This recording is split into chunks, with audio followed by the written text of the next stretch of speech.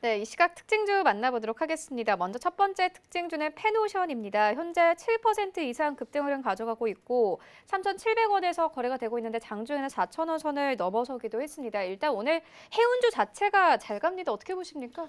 네, 일단 오늘 해운주 자체가 장 초반 급등을 했다가 지금 다 음, 조정폭을 받고 있는 상황입니다. 네. 일단 해운주 같은 경우에는 실질적으로 결과론적으로 말씀드리면 아직까지 볼 단계는 아니다라고 말씀을 아, 드리겠습니다. 음, 물론 해운주가 지금 괜찮은 사업을 영위하고 있고 이제 조선업 등 이제 앞으로 향후 다시 한번 발전을 할 가능성이 높기는 하지만 지금 아직 코로나 바이러스에 대한 여파, 그다음에 해외 수출, 무역 그런 부분이 아직까지는 성장할 단계는 조금 아니고 한 2분기가 거의 끝나갈 때쯤 한번 동향을 살펴보시면서 진입하시는 것이 좋아 보이고요. 지금 같은 경우도 이제 장 초반 좋은 상승을 보였다가 지금 굉장히 다 전체적으로 밀리는 모습을 보여주고 있는데 해운주는 아직 조금 더 지켜보시면서 2분기가 끝나갈 시점 한 5, 6월 달 다시 한번 체크하시면서 진입을 해보셔도 괜찮다 말씀드리겠습니다. 네, 알겠습니다. 이어서 다음 특징주 만나보도록 하겠습니다. 삼성물산인데요. 저희가 이 개장을 했을 때 좀 전해드리기도 했는데 오늘 시총 10위권까지 진입이 되기도 했었습니다. 현재는 좀 상승폭을 줄이는 상황이고 99,600원대까지 내려왔습니다. 여러 가지 뭐 수주와 관련된 뉴스도 있지만 일단 최근에 삼성바이오로직스가 잘 가고 있거든요. 일단 삼성물산도 이렇게 올라오는 것은 뭔가 좀 시작에 의미가 있을 것 같아요. 어떻게 보십니까? 일단 오늘 아침에 장 시작하면서 그 수주 관련된 기사로 인해서 조금 단기적으로 급등을 하고 다시 좀 가라앉은 모습인데요. 사실 신반포 15차를 수주했다라는 기사만으로는 사실 그 상승 여력이 좀 부족합니다. 그렇죠. 네. 신반포 15차 같은 경우는 좀그 규모가 좀 작은 규모입니다. 총 640여 가구를 짓는 사업인데요. 이 신반포에서 이 재건축 사업에서 좀 사실 좀 작은 규모이기 때문에 이 정도로 상승을 받는다는 건 좀 너무 좀 일회성 좀 호재라고 보고요. 사실 삼성물산 같은 경우는 지금 이제 건설 시장이 좀 그렇게 좋은 모습을 보이고 있지 않기 때문에 작은 뉴스에도 조금씩은 이제 반영을 하고 있는데요. 사실 이거보다는 신반포 이제 15차보다는 신반포 1차에 대한 기대감을 좀 더 가지고 있는 것으로 보이고 있고요. 그럴 경우에 좀 더 큰 규모의 재건축 시장을 만약 수주를 할 경우 이거보다는 조금 더 강한 상승을 받겠지만 이렇게 일회성 기사에 좀 많이 이제 좀 움직이시기보다는 전체적으로 이제 건설업에 대한 전망을 보셔야 될 텐데요. 크게 이제 건설업에 대해서 정부 지원이나 정부적인 정책이 크게 나오지 않는 이상 당분간은 좀 어렵지 않겠나 싶습니다. 이런 종목들은 좀 짧게 확인을 하시고 만약에 좀 나오시고 장기적으로는 좀 더 앞으로 좀 더 길게 갈 종목들 위주로 살펴보시는 게 좋을 것 같습니다. 네, 이어서 다음 특징주 만나보도록 하겠습니다. 일단 이 종목 같은 경우에는 많은 분들이 보유하고 있는 종목이기도 하고 최근에 좀 이 종목과 관련해서 여러 가지 한국거래소에서 이야기가 나오기도 했습니다. 코덱스 WTI 원유 선물인데 이 종목 같은 경우에 워낙 좀 이야기가 많았어요. 한국거래소 측에서도 직접적으로 이야기를 하기도 했고 이 원유 선물 같은 경우에는 좀 어떻게 좀 대응을 해보면 될까요? 일단 유가 같은 경우에는 저 같은 경우에 이제 투자를 지금은 할 단계가 아니다라고 좀 생각을 해주셨으면 좋겠습니다. 실질적으로 유가가 이제 20불, 20달러쯤 이제 형성을 했을 때 이 부분 굉장히 유가가 매력적이다라고 생각을 하시면서 투자를 하신 분들이 굉장히 많았단 말이에요.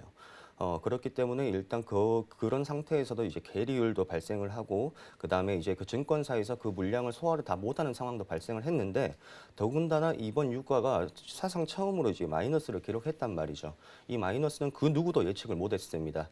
심지어 이제 증권사 HTS 정도 이제 HTS도 이제 마이너스가 이제 반영이 안 된 상태에서 거래가 안 되는 모습이 있었는데 일단 이 선물 같은 경우에는 이제 ETF와 ETN이 있겠죠. ETN 같은 경우에 약간 선물 지수 이제 그다음에 투기성이 약간 이제 가미돼 있다고 보시면 될 것 같고요.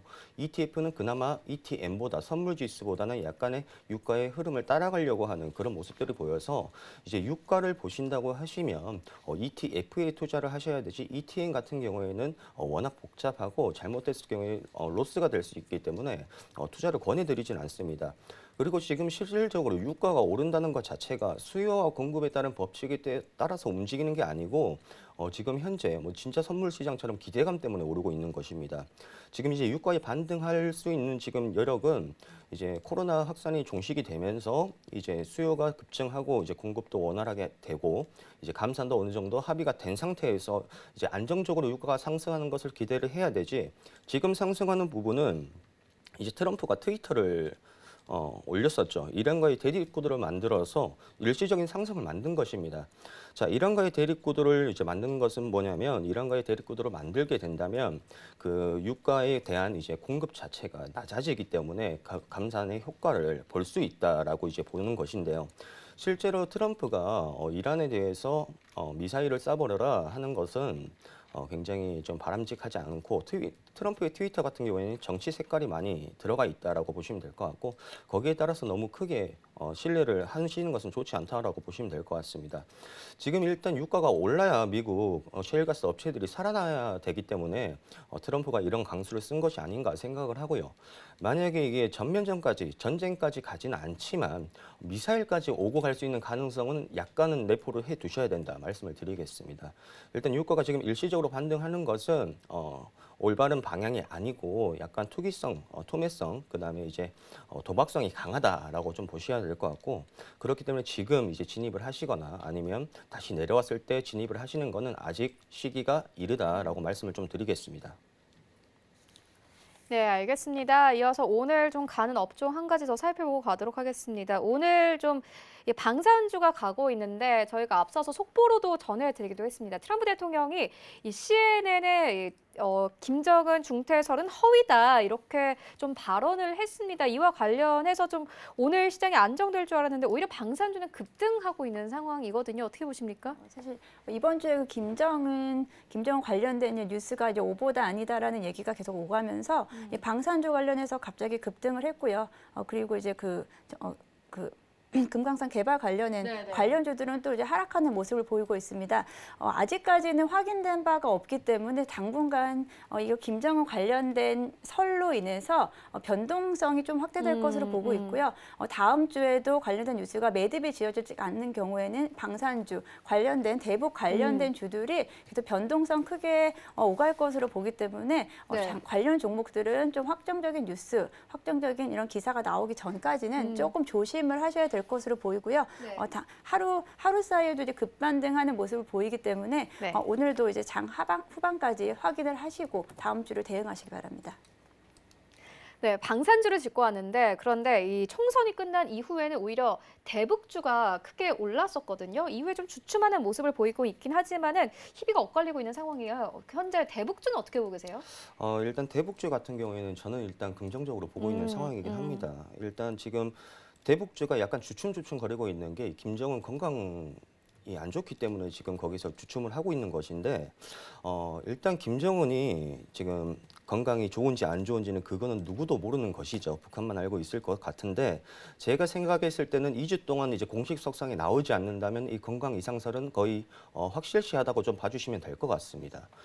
그렇기 때문에 만약에 김정은이 유고시, 사망 시에는 어떻게 될 것인가 북한에 대해서 약간 생각을 해보게 된다면 지금 이제 중국을 따르게 되는 지금 이제 북한에서도 세력들이 있을 거란 말이죠. 하지만 이제 뉴스에서 나왔다시피 김정은 유고시 김여정을 이제 최고 정치당 위원장으로 세우겠다라고 이제 발표를 했기 때문에 그 부분에 있어서 북한의 내부 분열 가능성은 저는 조금 적다고 보고 있습니다.